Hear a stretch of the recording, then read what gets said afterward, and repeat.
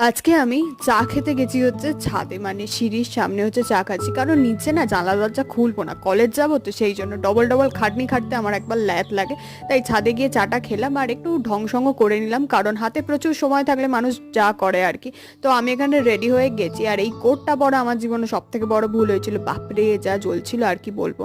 আর কলেজে গিয়ে এখানে একটা নতুন ফল আবিষ্কার হয়েছে বুঝলে, সেটা নিয়ে কেউ বলছে খেলে মরে যাবে, কেউ আবার খেয়ে টেস্ট করতে। তো অনেকে খেয়ে টেস্ট করে তো বললো খুব ভালো খেতে, আমি জানি না ফলটার নামও এখন অব্দি আমি জানতে পারিনি কি। তো এই করতে করতে তো আমি বাড়ি চলে এসেছি। তো বাড়ি আসার পথে যা গরম হয়েছে কি বলবো, যে ওয়েদারটা এরকম হট করে চেঞ্জ হয়ে যাবে আমি সত্যি নিজেও ভাবতে পারিনি আর কি।